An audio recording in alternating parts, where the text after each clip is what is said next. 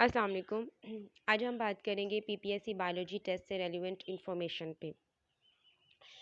हम बात करेंगे पेपर पैटर्न पे, क्वेश्चन टाइप्स पे, सिलेबस एंड कोर एरियाज़ पर एंड पासिंग क्राइटेरिया पे, और साथ ही जो है वो मार्किंग टाइप पे कि किस तरह की मार्किंग होती है पीपीएससी में और किस तरह की मार्किंग होती है एफपीएससी में।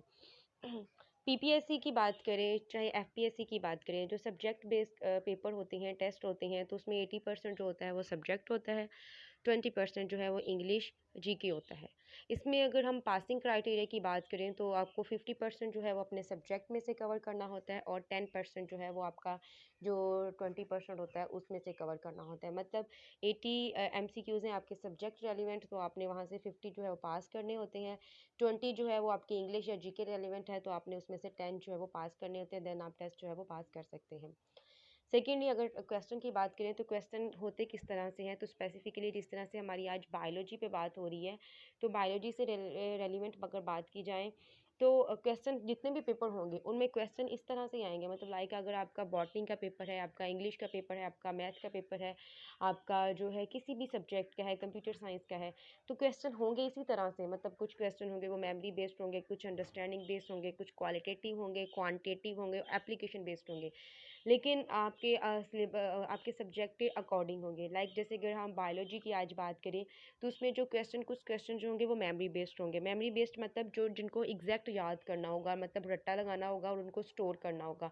फॉर एग्जांपल कोई ईयर हो सकता है, ठीक है। मतलब इन्वेंशन ईयर्स हो सकते हैं, और उसके अलावा जो है एब्रीवेशंस हो सकती हैं, यूनिट्स हो सकते हैं, जैसे कि एटीपी स्टैंड्स फॉर। तो ये एक क्वेश्चन है कि एटीपी किसकी एब्रीवेशन है। तो ये मतलब रट्टा लगाने वाला, कोई अंडरस्टैंड करने वाली चीज़ नहीं है। अंडरस्टैंडिंग बेस्ड क्वेश्चन कौन से होते हैं, जिनको हमने कंसेप्चुअली जो है अपने जहन में बिठाना होता है, जिनका एक वो कहते होते हैं स्ट्रक्चर, बिल्कुल एक स्टोरी जो है अपने माइंड में स्टोर करनी होती है, दैन ही वो हमें याद होते हैं, अदरवाइज़ नहीं होते। लाइक जितने भी फिनोमिनाज मैकेनिज़म्स हैं, फोटोसिंथेसिस है, ठीक है, रेस्पिरेशन है, क्रब साइकिल है, ठीक है, उसमें ग्लाइकोलाइसिस आ जाती है, तो ये सारे जो जितने भी फिनोमिनाज हैं, तो ये कौन किस में आ जाते हैं, ये अंडरस्टैंडिंग में आ जाते हैं। क्वालिटेटिव की बात करें तो इसमें जो लाज हैं, जैसे कि मेंडल्स लॉ है, डार्विन लॉ है।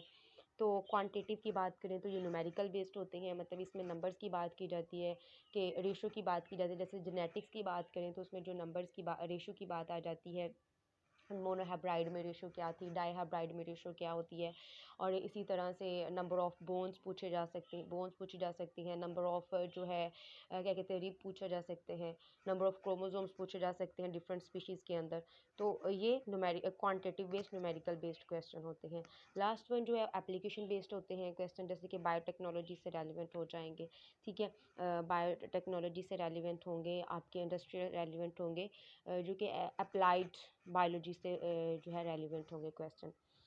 नेक्स्ट जो है मोस्ट इम्पॉर्टेंट जो पार्ट है, जो मोस्ट इम्पॉर्टेंट थिंग है, वो सिलेबस है। किसी भी टेस्ट की तैयारी के लिए उसके सिलेबस का होना पता होना बहुत ज़्यादा ज़रूरी है। और ये जो बच्चे होते हैं ना, जो सिलेबस पे फोकस नहीं करते, बस अन्नेवाह लगे रहते हैं ना, वो अपना बहुत ज़्यादा लॉस करते हैं। टाइम का तो लॉस करते ही करते हैं, लेकिन अपनी एनर्जी को भी वेस्ट करते हैं वो। सिलेबस का अगर आपको पता चल जाए, स्पेशली उसके कोर एरियाज़ पता चल जाए, तो आपने बस उन्हीं को फोकस करना है, बाकी इररेलेवेंट चीज़ों को फोकस नहीं करना। अच्छा, सिलेबस की तरफ जाने से पहले मैं आपको कोर एरियाज़ के बारे में बता दूं।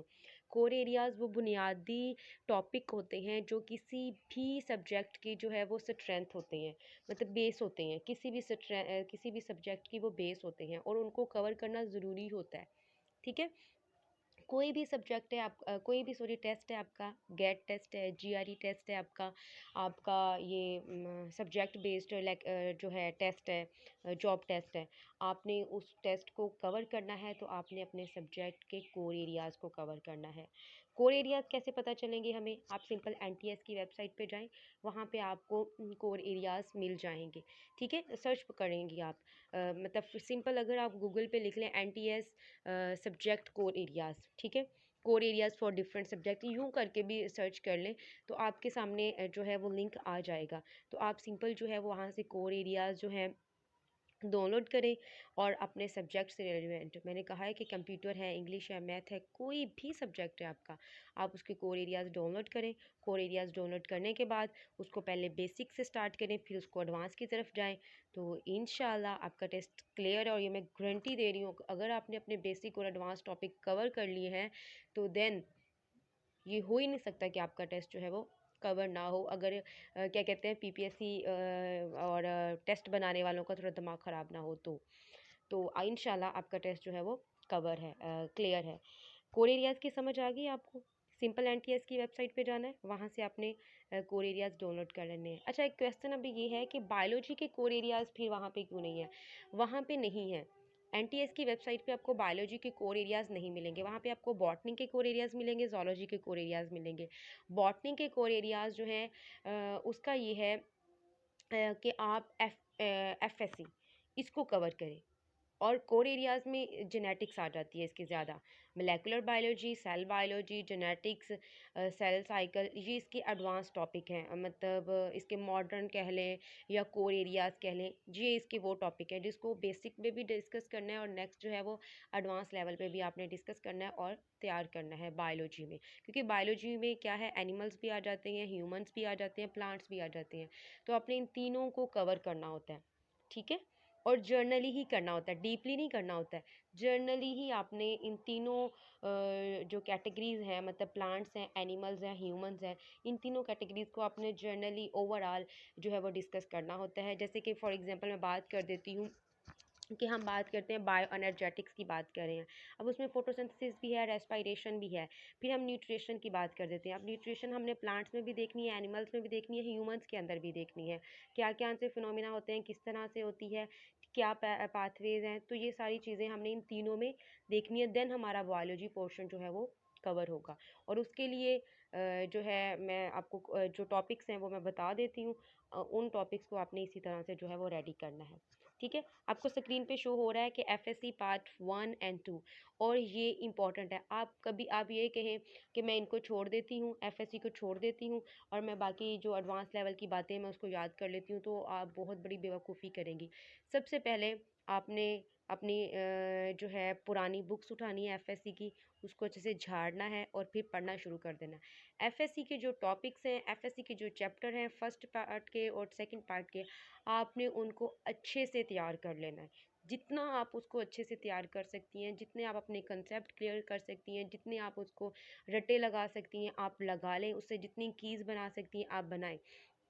की पॉइंट्स की बात कर रही हूँ, आप बनाएं, क्योंकि एफएससी की टेक्स्ट बुक से अथेंटिक मटेरियल आपको कहीं से नहीं मिलेगा। और बेसिक से बेसिक छोटी से छोटी बात आपको वहाँ पे डिस्कस हुई मिलेगी, तो इसलिए आपकी पहली प्रेफरेंस जो है वो आपकी एफएससी बुक्स होनी चाहिए।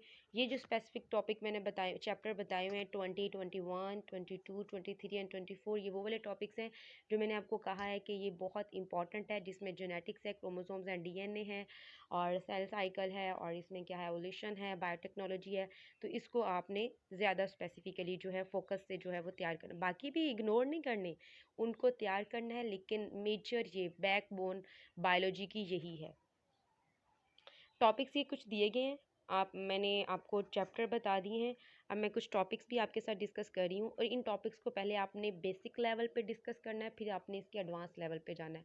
बायोलॉजिकल मॉलिक्यूल्स की बात करें तो ये आपको एफएससी फर्स्ट पार्ट में मिल जाएंगे, इंजाइम्स भी मिल जाएगा, ठीक है। हेल्थ बायोटेक है, बायो एनर्जेटिक्स है, न्यूट्रिशन है, गैशियस एक्सचेंज है, ट्रांसपोर्टेशन है, इम्यूनोलॉजी है, इन्वायरमेंट है, ठीक है, industrial, cell biology, molecular biology, cell cycle, reproduction, evolution and biotechnology. ये आलमोस्ट टॉपिक, इसमें से चंद टॉपिक ऐसे हैं जो थोड़े एडवांस हैं, जैसे कि हेल्थ बायोटेक है, ये आपको वहाँ पे स्पेसिफिकली नहीं मिलेगी, लेकिन कुछ इससे रेलिवेंट मटेरियल भी वहाँ पे मौजूद होगा। इम्यूनोलॉजी है, इससे भी आपको थोड़ा सा एडवांस लेवल पे जाना पड़ेगा, ठीक है। तो आपने पहले एफएससी को स्टार्ट करना है, देन इन टॉपिक्स को सामने रखें, टॉपिक यही कवर करने हैं, इन टॉपिक्स को सामने रख के पहले एफएससी जो बुक्स हैं वहाँ से कवर करें, देन इसको गूगल, यूट्यूब, जहाँ से भी आपको मटेरियल मिलता है वहाँ से आप इन टॉपिक को कवर करें। लेकिन बेसिकली आपके पास होनी सिर्फ इन्हीं टॉपिक्स के रेलिवेंट डाटा होना चाहिए, और आपने कुछ भी तैयार नहीं करना।